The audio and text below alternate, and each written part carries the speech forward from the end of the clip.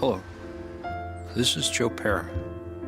I figured I'd let you know about a new program I made called Joe Pera Talks With You. What is it about? Lots of stuff.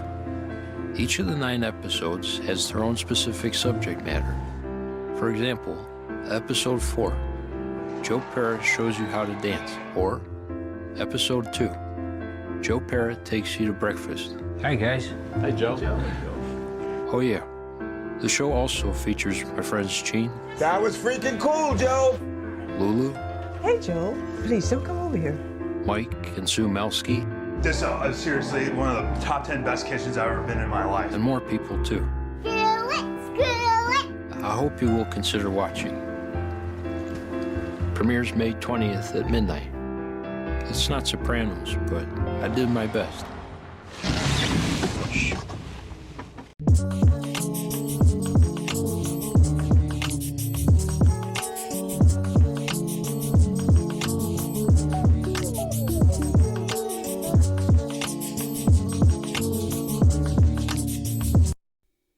Welcome back to Owls Only, an Adult Swim podcast. I'm your host, Bryce Hope, and I'll have to make 4.6 episodes of this podcast a month until I die at age 85, probably of a poison kiss.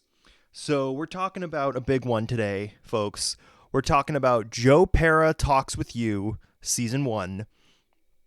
So I'm sure I've talked about this before on other episodes of this show, but Joe Pera is probably like...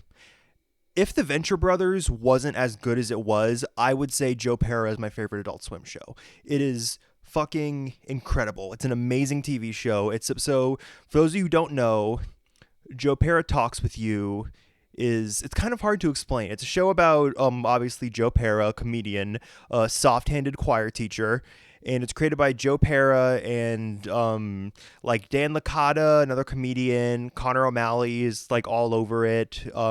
Marty Shuspo directs everything on it. But yeah, so it stars Joe Pera, who's kind of like this soft-spoken guy. A lot of the way people describe him is that he's almost kind of like a grandparent made young. No, he describes Sarah that in one episode, but that's basically what he is. Joe is somebody that was raised by his grandparents in the show. I don't know how true it is in real life, and you can very much tell he just kind of acts like a grandparent, but he's like 30, and he's a choir teacher in Michigan in the show, and it's just kind of like about his life, and it's about him talking about things that are important to him that he finds interesting, and it's just a fucking incredible show. So this show starts, actually, the roots of the show go back to March 2016, because back then, I remember this is back when season 6 of Venture Brothers was airing, so I'm watching everything on Adult Swim at this point, and I'm especially keeping up with the infomercials, because right around this time was unedited footage of a bear, which is insane, and I'm definitely going to do that on the podcast at some point, because I'm a huge unedited footage of a bear fan. But so unedited footage of a bear is around this time, and so I'm very, very much I'm watching every single infomercial and off the air thing they make. Like if it airs on Adult Swim at 4 a.m., I am there for it. And so Joe Pera starts off with an animated special, actually, called Joe Pera Talks You to Sleep, and it's kind of like this show without a lot of the narrative elements. It's animated. It's a very Adult Swim animated, in the sense that like a lot of it's just kind of like sliding models around and like moving mouths, basically. But it's a beautiful little special where it's just Joe talking to you. He talks you to sleep. He talks about like Stephen Hawking cheating on his wife, and he talks about like the snack belt in he talks about like going to a batting cage and stuff like that, and he plays you his voicemails, which I know they're made for the show, but the voicemails sound like real voicemails, and that part always strikes me, because like it's just such a real thing, just having like these voicemails of people that like you're in your life. But I love the Talk You to Sleep special. So I don't want to step on the toes of the Deep End's episode about this, because the Deep End did a wonderful episode, but they did two wonderful episodes about Joe Pera, and I don't want to repeat a lot of their points, but a lot of the things they talk about, which is very true, is that at this time with like Too Many Cooks and stuff, a lot of Adult Swim's short form content, like the like 4 a.m. stuff, is lulling you into a false sense of security and then going to the craziest fucking place imaginable, which is what Too Many Cooks does, which a lot of these things do. And Joe Pera does the opposite, where because by the time Joe Pera comes along, like they talk about this on the Deep End, you're expecting it. You're expecting them to like switch it up on you. But what they do is they do switch it up on you, but not in the way you expect, because you're waiting for it to get like, like Joe's like a serial killer, but he's not. And that's the thing. And that's the expectation they flip this time, where it's like, no, it's just genuine. Like he's just a nice, wonderful man. And so I loved the Talk You to Sleep special. But the big thing that really sold me on Joe Pera was later that year, on December 9th, 2016, Adult Swim aired Joe Pera Helps You Pick Out the Perfect Christmas Tree, which is kind of exactly what it sounds like. Well, the first one, the Talks You to Sleep special, was animated. This one is much closer to what the show would actually be like. It's a half hour, which is not the regular show is not a half hour, but they do occasionally do half-hour episodes. But this Christmas special is a half hour. It's live action, and it pretty much is the exact same format as the TV show, where Joe is a choir teacher. Gene is here, his grandma's here, the Melskys are here, although everyone's played by a different actor except for Mike Melsky, who's still Connor O'Malley, but he looks incredibly different. He looks like a hipster. But like everyone else is pretty much different. Like Gene is a different actor. His grandma is played by his real grandma, who unfortunately like passed away like right after that. I think that's right after that special aired, I think. But so that special is, first of all, it's amazing. It's an amazing piece of television. It's just about like Joe talking to you about his Christmas tree. And also in that special, I feel like it's not canon to the show because there's a lot of stuff in it that's different and that couldn't exist with the show. But I think that it's necessary to give you context for Joe Pera as a character, especially because one of the sequences in that special is Joe like fantasizing about having like a wife and kids and stuff, which he does multiple times throughout this season.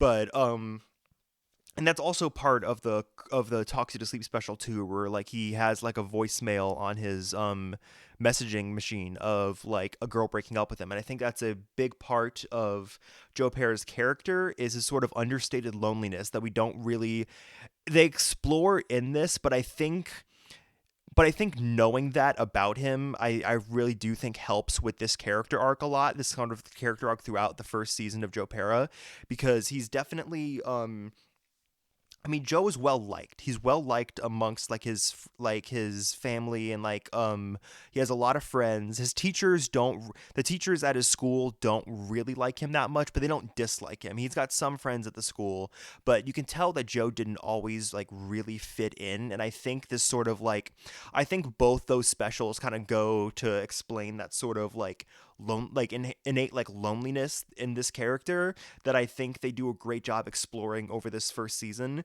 But the Christmas special also has because the big thing about this show too is that it's not just a like nice show. It is also one of the funniest shows that like Adult Swim has ever fucking made, because there's so many episodes where it's like every single line is like a banger. Every single line makes me laugh.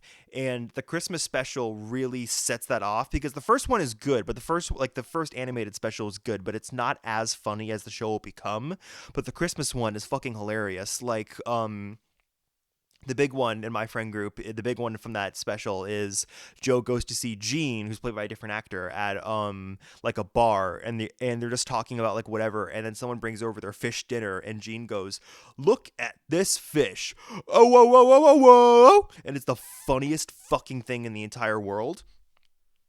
So I love that it's a great special. But yeah, Christmas special, perfect, no notes. It ends on a very sweet note where Joe's like choir class finds him the perfect Christmas tree, and he gets like the phone number of like one of like the moms, and I think it's just a great special. But anyways, so I think right after that they order season 1 of Joe Pera, and I actually missed this when it was coming out because this starts in like May 2018. It goes throughout like May and June 2018, and at this point I was like graduating high school. I think I was 18 years old. Infinity War had just come out, so I was on a really big Marvel kick, and I don't think I was into Adult Swim as much as I would be later on or before this. Obviously, I think when Venture Brothers season 7 comes out like later that summer, that really brings me back. But I don't get into this. I don't watch this season of Joe Pera until like I'd say late 2018, early 2019.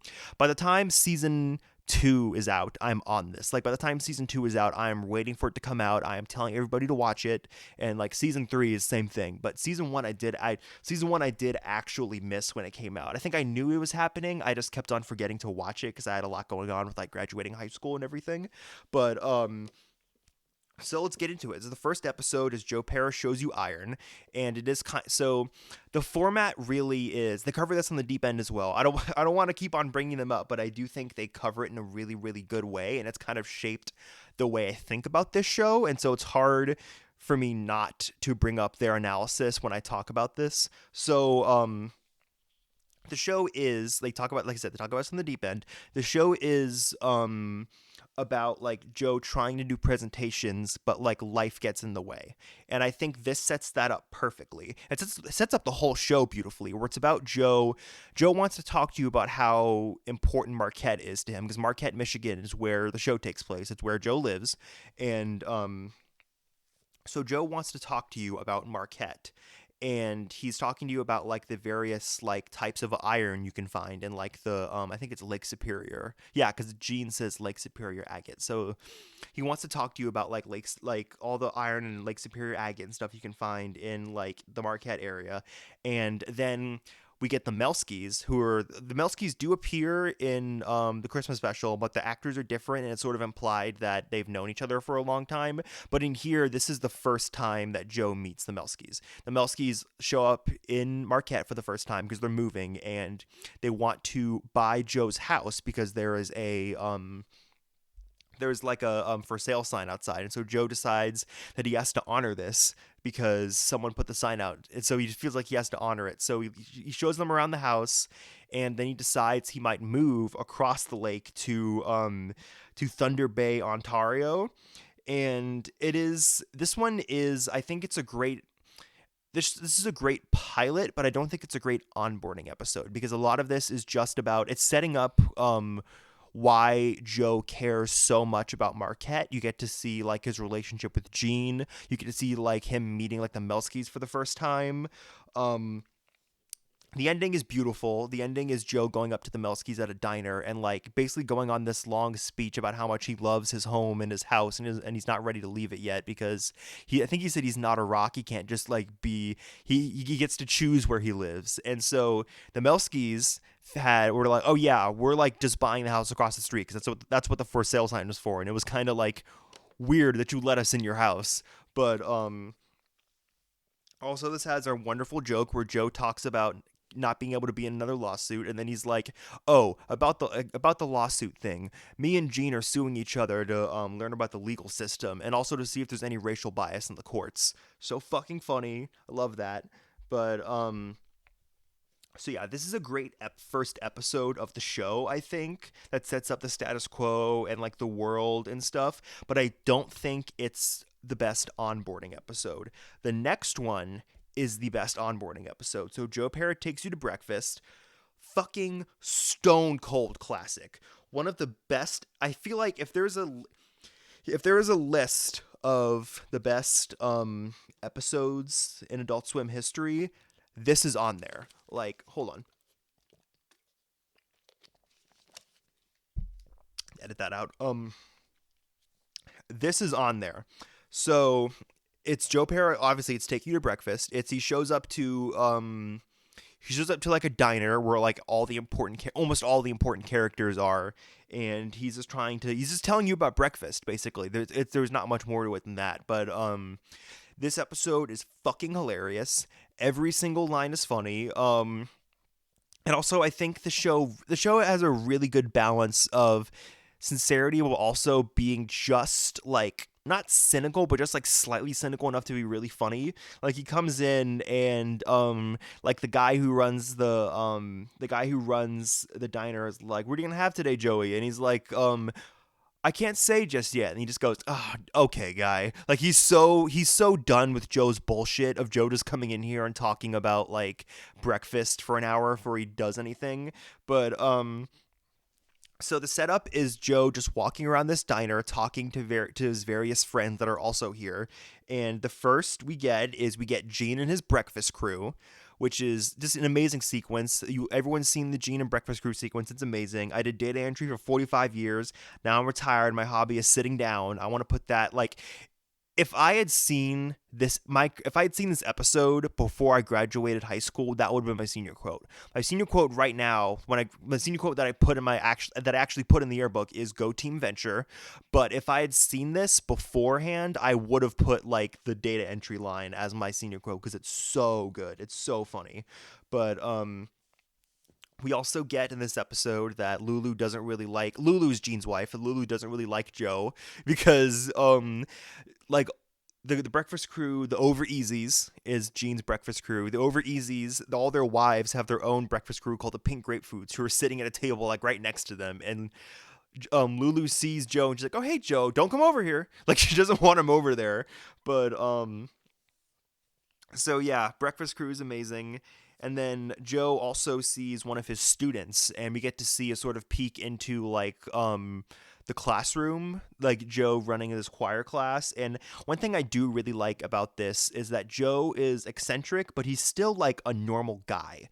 Like when he's like friends. The kid is there because his mom is a waitress, and he's just talking to like the kid and his mom, and he's like friends with the mom, and the mom is like, "Oh, is my kid like bothering you?" Like joking, and Joe's like, "It's probably the other way around," because Joe's like a normal guy. Like he knows that he's just a normal guy, and I like that. I feel like another show would have made it so that Joe's like a weirdo or Joe's like too eccentric that nobody likes him. But like no, Joe's like a normal guy who like fits in with people, and he does like he's a good teacher. I love that. I love that he's a good teacher. Like I love that they give you that. But so we also get the perfect egg bite, which is I think the perfect egg bite is the scene you use to sell people on the show. It's also the first true taste of that Melsky insanity. It's everything on your breakfast plate in one perfect egg bite. Joe goes to see like the Melskys, and and Mike Melsky, played by Connor O'Malley, who is a fucking insane man, cuz like I love the relationship between Joe and Connor because their comedy styles are like so different. Because if you think of like Eric Andre, like Connor O'Malley is like Eric Andre. I always say this, like Connor O'Malley is like Eric Andre. Connor O'Malley is like the Carnage to Eric Andre's Venom, if that makes sense. Like if Eric Andre is going out and doing like, fucked up shit in public, Connor O'Malley is doing like demented shit in public, and it's hilarious. But this is the first time we really get to see Connor O'Malley shine in here, because he screws up a perfect egg bite and just starts like screaming, and his wife is like, "Calm down." It is so funny. I love the perfect egg bite sequence. It's amazing.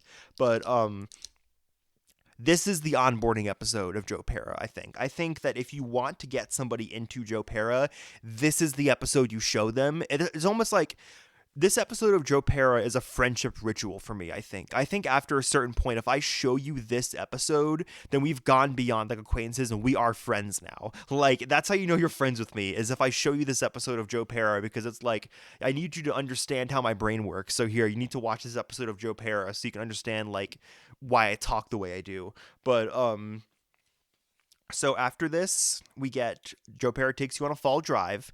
This one cements the show as a religious experience.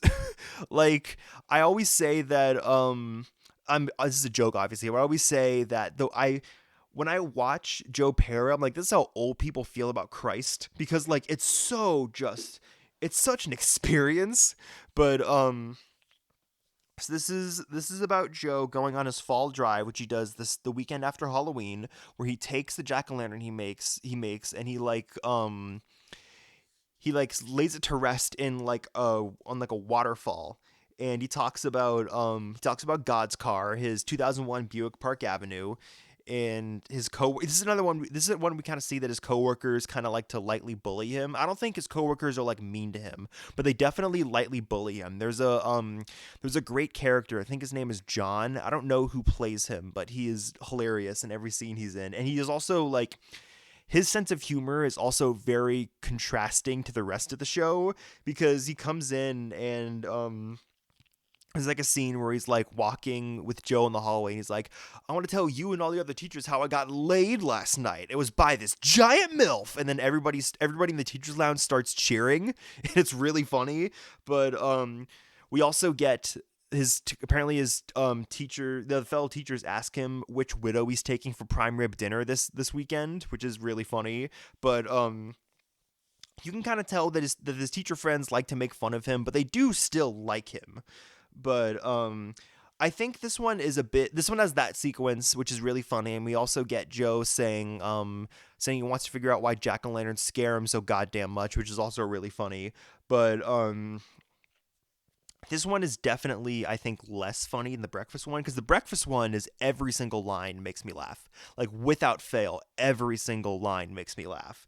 But this one is much more like, and this one's a bit more emotional, I think. We get to see like a young Joe carving pumpkins with his grandparents, and we find out that Joe is raised by like both pairs of grandparents, which kind of explains how he acts. And then we also see through photos, we see like all his grandparents like dying off except for Nana, like the main one, which is crazy because like we see like which kind of, it's very very it's sad. We also kind of see why he is like the way he is and why he like appreciates everything so much.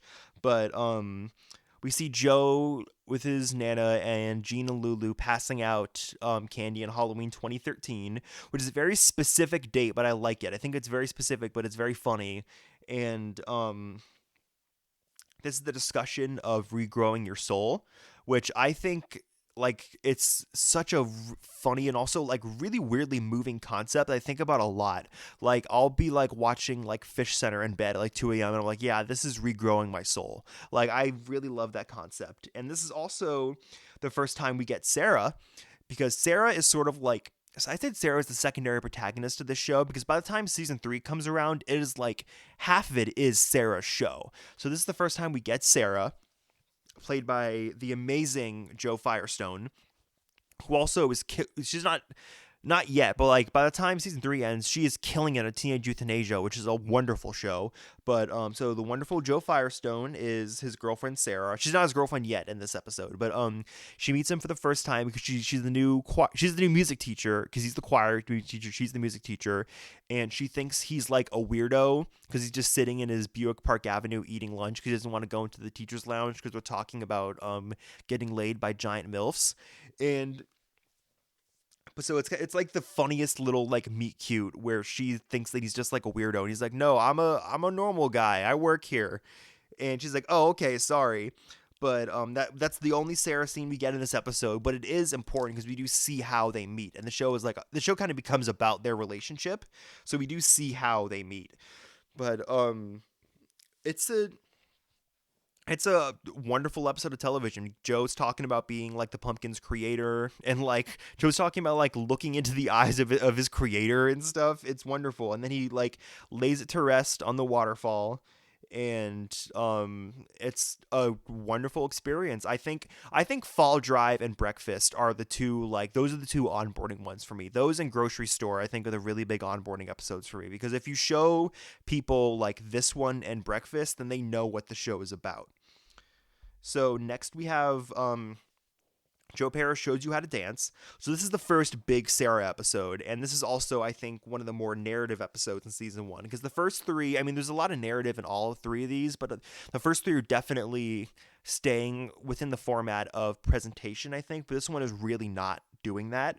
So this one is Joe Pera goes to his coworker's wedding, and one of my favorite lines in this is Joe is talking about wanting to participate in the dance floor, but not sure how to do it in a way that isn't threatening, off-putting, or offensive, which is it's really funny because like I think like that sometimes. I'm like, yeah, how do I like join in this activity with people I barely know without being threatening, off-putting, or offensive?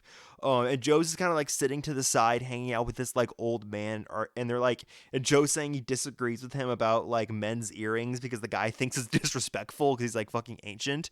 But Joe has that like Larry David factor where in like Curb Your Enthusiasm, Larry David will be able to just like make friends with anybody he's sitting next to. And like a big format of Curb Your Enthusiasm is like Larry just like meets and becomes like best friends with somebody, and Joe kind of does that here with this random old guy. But we get the first Brad Cam in this episode. Brad Cam is a character that pops up a lot. And Joe meets like the bride and groom. And the groom asks him if he's the guy who grilled all those sausages in the classroom that one time. I don't know what that means, but I guess apparently Joe like grilled sausages in his classroom for his choir kids. So Joe and Sarah are like hanging out at this dance, and Sarah doesn't want to dance because she's terrified of crowds. We find out why later, and then Sarah starts talking about how they're chaperoning like the 7th grade dance, and she's afraid of like the 7th graders and 8th graders like teaming up and like taking over the school, and like saying they'd be able to hold it down for 3 days till the National Guard came, but it would still be a huge psychological victory for children everywhere, which is hilarious. But this is a great episode. This one's basically just introducing Joe to Sarah like properly, and is also introducing Sarah's like fear of crowds and her sort of like eccentricities and stuff. And by the end, you can tell Joe's like immediately like in love with her by the end of this episode. And you do. They do a really funny like sort of twist ending where you think it's gonna be Joe and Sarah getting ice cream, but it's Joe and like the old guy. Um, and it ends with one of the best lines where Joe said, "I wish I had a copy of Black Swan on DVD. I'd watch the whole thing right now." Wonderful line, wonderful episode. So after a very like narrative focused episode, we get like really back into the presentation format with Joe Pera Talks You Back to Sleep. And this is a sort of a sequel to the original animated one, but this is more about but this is obviously live action, and it's different things he's talking about. But this is him talking you back to sleep. But the first one is Joe's talking you to sleep. This one is Joe talking you back to sleep after like thunder wakes you up in the middle of the night, because it's like Joe's like awake looking at like the thunder and lightning and stuff. But this is the one with the pouring liquids into bigger container, which I love that. I always think about that after I saw this episode. And you get Clinton Moy, who's like this random guy who just Joe like knows apparently, who pours liquids professionally. And Clinton starts talking about dominoes, and Joe doesn't like them because he thinks it's a core belief that you shouldn't waste kinetic energy. We do see a little bit more of Joe and Sarah in this because we don't get too much. We do see a little bit more in this. We also get Joe saying that he doesn't want to be remembered and hopes one day he can just disappear, which is like a really weirdly moving line because it's not said in like a sad, depressing way. It's like it's said in a very like weirdly comforting way. I like that line a lot. But Joe also talks about like hot tub jets, which I love. It's like this one is very ASMR like, which I love. It's a great episode. Joe's kids teach him the slang, like the kids, like the students, not like he doesn't have children. It's like his students teach him slang, and he tells us that he hopes our crush becomes our bae. But so this one is very relaxing. I don't think it's quite as good as the original animated special, but I think it's a worthy sequel. I think it's a great episode. And so after this is the big one, is the church. Joe Pera reads the church announcements. So this is the one that made the show go viral and turned it into like sort of a cult hit, I think. So the basic concept is Joe is at church and he's selected to read the church announcements, and he immediately just stops talking about it because he's losing his mind because he discovered his new favorite song, which is Bob O'Reilly by The Who. And there's one thing I don't like in this episode is that Joe hears it because he has a classic rock station on while he's washing the dishes, and he says, like, I couldn't change the station because my hands are wet. I feel like Joe would listen to classic rock. I don't know. I feel like this character wouldn't be adverse to that, like he mentions being in this episode. But so Joe hears Baba O'Reilly by The Who, and he becomes obsessed with it. There's this amazing sequence where he's just dancing around his house. He's eating ice cream off the spoon, or like throwing a spoonful of it into the sink, which is funny. The pizza guy comes, and he invites the pizza guy in, and they're just like dancing and jumping on the furniture, and like his dog Gus gets a piece of the pizza, and then they have to like wrestle it out of his mouth and stuff, and it's so funny. But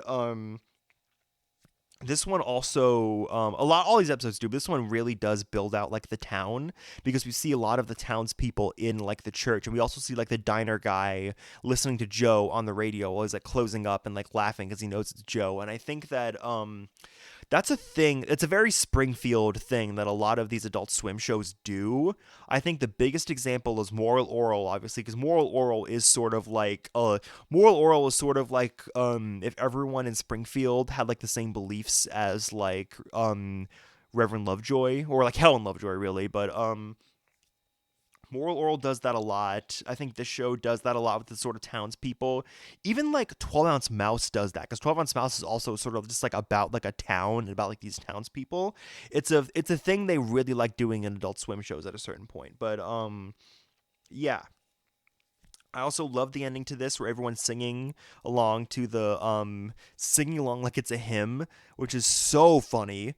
And Joe also, the last like 2 minutes are just like Joe trying to drive out of a parking lot and be like, oh shoot, oh shoot, oh shoot. But I think about that all the time. Like if I'm like doing something fucking stupid while I'm driving, I'll just like start saying that. So I'll start being just like, oh shoot, because of this episode. But a lot of people say this is the best episode of Joe Pera. I love it. I think it's definitely like one of the best ones. I don't think it's the best. I like the breakfast one better. I definitely like the grocery store one from season 2 better, but I think this is a wonderful episode of TV, and I think this deserves to be like remembered as like one of the best things that Ultima's ever made. It's awesome. So after this, we get Joe Pera Lights Up the Night with You, where Joe is watching Kelsey Melsky, the Melsky's like youngest daughter, who's like a toddler. She's like 4 or 5, I think. And Kelsey keeps wanting to drink his beer, which is funny. And Joe, because like she asks for a sip of his beer, and Joe's like, I don't know how we're back to this, because she's just been doing it all night apparently. So like her parents are at a party, and everyone else that is important to Joe is sort of older, so they're in bed at this point. But Joe is watching Kelsey for them while they're at a party, and so Joe ends up setting off fireworks for her, and we get this wonderful sequence of Joe Pera's 4 stages of watching fireworks, which is great. And we also get sort of a reprise of like the fantasy from the Christmas special that I was talking about, where Joe is sort of fantasizing about having a wife, but instead of being like the sort of random person in the Christmas special, it's Sarah. So we start to see, because like what we see, the show is sort of about like we're seeing everything through Joe's eyes and through Joe's like brain, sort of. And so this is a great way of showing, not telling, where we sort of show, you get to see that Joe is like falling for her, because Joe is like now thinking about like a life with her, really. And it's a really funny sequence, but it's also like it's cute. I like it. But so then that gets interrupted by the Melskys coming home early because they got too drunk, which I don't know who drove them. That kind of sucks. I hope, but I can definitely, although Mike Melsky gets a DUI, and that's like his plot line in season 3, so I can kind of see him just kind of like driving them, which does suck. But so they come in, and then like Kelsey runs to like her bed and pretends to be fake asleep, which is like a kid thing. But then for some reason, Joe runs to their bedroom and gets in their bed and also pretends to be fake asleep. Like they come in and Mike is like, yeah, Kelsey's fake asleep, and then his wife Sue is like, yeah, so's your neighbor, and so they're just like fucking with Joe because like he's pretending to be asleep, and he's got like a shit-eating grin on his face too, like he's like pretending, he's like doing what a kid does, he's like pretending to be asleep, but so Connor, like fuck, I keep want to call him Connor O'Malley, but so Mike picks up Joe's phone and sees a text from Sarah asking about snowmobiling, and he starts like teasing Joe about it, and Joe says, I think this might be the single, I don't know if it's the funniest line. I picked the poison kiss line because I think that's at the top of this episode because I think that's funny, but Joe says to Mike, he's like, you know what, Mike, from now on you bust my chops, I bust your lip. And he like makes like a punching motion, like he's gonna punch him, and they just kind of stare at him, and then he's like, sorry, I don't know where that came from.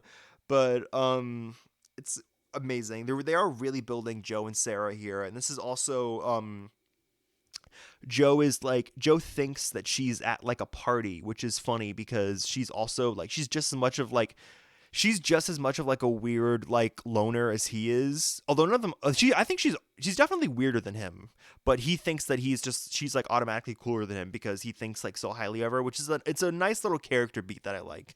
But so the next one is the Joe Pera teaches about the rat wars of Alberta, Canada. So this is real. This is a real thing. Alberta, Canada does not have rats because they really do like have like a rat force that like destroys any rat that they find. But this one is the most emotional episode of the I'd say the finale is pretty emotional, but this is one of the most emotional episodes of the season because this one really drops the presentation format, and it's just all about Joe and Sarah's relationship, where Joe tells her about the Rat Wars thing and she wants to make it a musical, and Joe talks about how like because 2 months pass in this episode too. 2 months pass while they're making this musical, and Joe and Sarah are getting closer, and so Joe's talking about how he doesn't think that he could do that in such a short. He could build a whole musical in such a short amount of time, but just like his like Sarah's passion helps him like do it in such a short amount of time, which is really sweet. I love that. And but so Joe wants to talk for like 15 minutes about like the backstory at the top of this play, but Sarah knows that nobody wants to really hear that. So she cuts him off, and it makes him like really, really upset. And then she kind of like freaks out and lashes out at him. And you find out it's because that she is like insanely prepared for the apocalypse, which is also like not that insane, because if you're thinking about what's going on right now with all the shit going on in like Ohio, and like there's all this crazy shit that happens, like this episode really does kind of hit different than it did in 2018, where it's like, yeah, I kind of get you, Sarah, I kind of understand like what she's doing, but you kind of really start to see who she is as a person, because she likes Joe. She tells him that she likes him, but she's afraid of liking him because she doesn't think he'll survive past like the first wave of the apocalypse, basically. And that's real. That's a real thing. And I think it's a really, really interesting direction to take, and I think it's a really, really good contrast to Joe's personality, because Joe is all about like finding joy in like the simple things in life, but Sarah is so terrified of everything that could go wrong, and I think it's a really, really good dynamic they explore throughout like the rest of the show.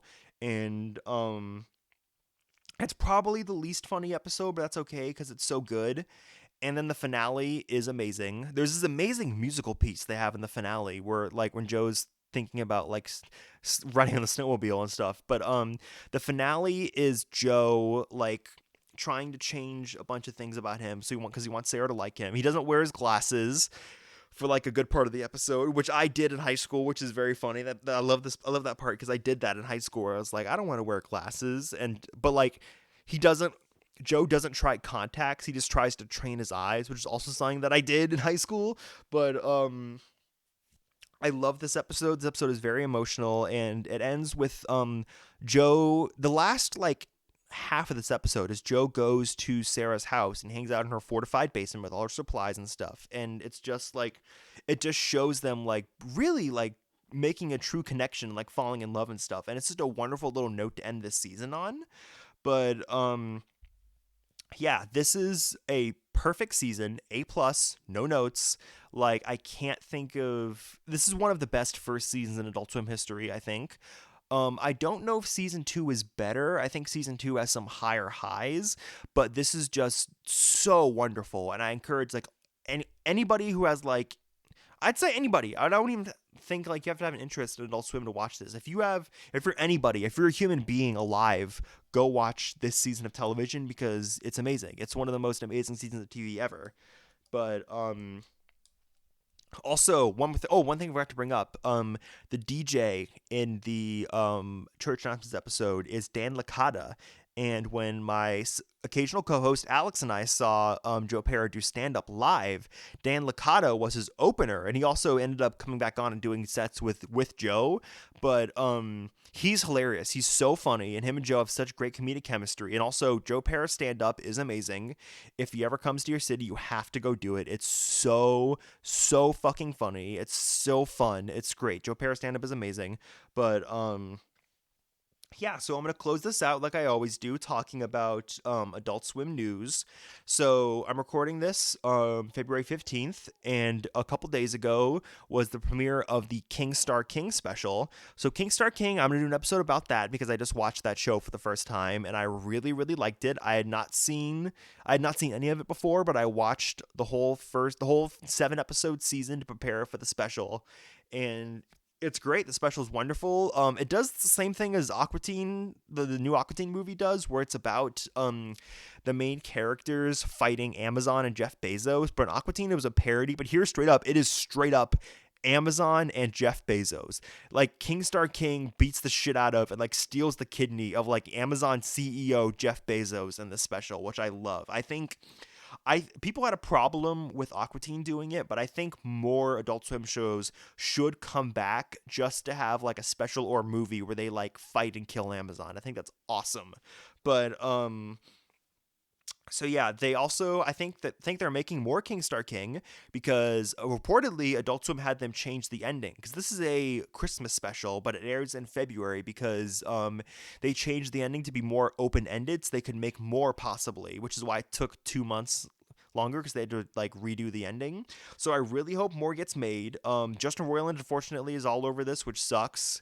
But I think that they got him to voice Hank Waffles, one of the characters, even though the guy who voiced Hank Waffles is still on the special. So like, why not just have him do the voice that he did? But whatever. I hope if they make more, they have because I mean, Adult Swim ended their association with him, so he's not going to be a part of it no matter what. But I really hope that they get like the Tommy Blacha, the Metalocalypse co-creator, who also like did a lot for this show. I think he co-created it. I'm not sure. I hope they get Tommy Blacha back to voice Hank Waffles in the hopefully hopefully second season of King Star King because his voice is great and Roiland sucks. But yeah, it was great. And also this coming Monday is the Ballmaster special, which I am so excited for because Ballmasters is probably one of my favorite. I think Ballmasters might be my favorite underneath Joe Pera of like the recent like late 2010s, early 2020s Adult Swim shows. I love Ballmasters, and this special looks amazing. It's being done by like an anime studio, and it's picking up off that like massive cliffhanger at the end of season 2. And I'm so excited for it. The cast of Ballmasters is great. So yeah, tune in for Ballmasters. This will probably come out after it's out. So go on HBO Max, watch Ballmasters. Bother Adult Swim about making a 3rd season because I really want more of this show. I think it's great. And they're working on Doc Hammer, Jackson Public are posting updates about the Venture Brothers movie, where Doc is working on a title sequence because the Venture Brothers, which is notable because the Venture Brothers has title sequences for the first 3 seasons, and then they have one for the premiere of season 4 and the Halloween special in season 5, and that's it. For the last 4 seasons of the show, they almost never have a title sequence, but they're bringing it back for the movie, which I'm very excited for because one of my like. It's a very, very specific, stupid thing that I love, but I love when movies do big movie versions of like their intro sequence. So I'm very, very, very excited to see the Venture Brothers version of that. And Jackson also, that was Doc who posted that, but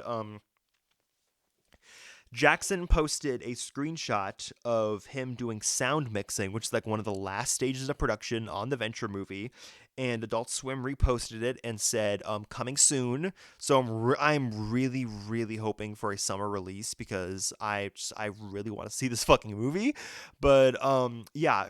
Also, if you need more Adult Swim news, follow Swimpedia. They are wonderful. It's at Swimpedia on Twitter. They're the best source for Adult Swim news. So yeah, follow Swimpedia. Um, I also want to do my Adult Swim merch corner here because I obviously run the Adult Swim merch archive, but I'd like to talk about things that I got recently. So me and Alex are going to a night in Mission Hill in a couple weeks, which is, we'll talk all about it. But so I bought some official Mission Hill merchandise. I got like a t-shirt and a hoodie, which I'm going to wear to the thing, which I'm very excited about. And I also got this isn't here yet, but I ordered the Fooly Cooly art book and the Fooly Cooly vinyl, the third volume of the Fooly Cooly vinyl, because that one has Right On Shooting Star and also like the best album art. But I'm really excited. I love Fooly Cooly. We're definitely gonna do a Fooly Cooly episode at some point. But also, a former William Street employee sent me a crate of Adult Swim merchandise, which included a lot of really awesome things, including this, like, some highlights were, like, the Adult Swim toolkit and the Adult Swim toolbox, which any As Seen on Adult Swim viewers may remember. This wonderful little, like, felt, like, calendar thing, which I've probably posted by now in the merch archive. It's awesome. It's also for 2013, which I love because that was the year I got into Adult Swim, so it's perfect. But also the number one most insane thing was in here. It was the preserved body of Sir Squirt from Fish Center. It is Sir Squirt in like this solution in like a jar that'll keep his body preserved forever. So now, like, Sir Squirt, the icon, who I own a t-shirt of, Sir Squirt is sitting on my shelf, which is like I feel like it's probably the most insane thing that's ever happened to me. But so yeah, I own Sir Squirt now. But so yeah, this has been Owls Only, an Adult Swim podcast. You can follow us on Twitter on @owlsonlypod, and you can follow me on Instagram at adult_swim_merch_archive. And just watch Joe Pera on HBO Max, watch Ballmasters, go follow Swimpedia. They're my boys. Go follow Swimpedia. And yeah, see you guys next time.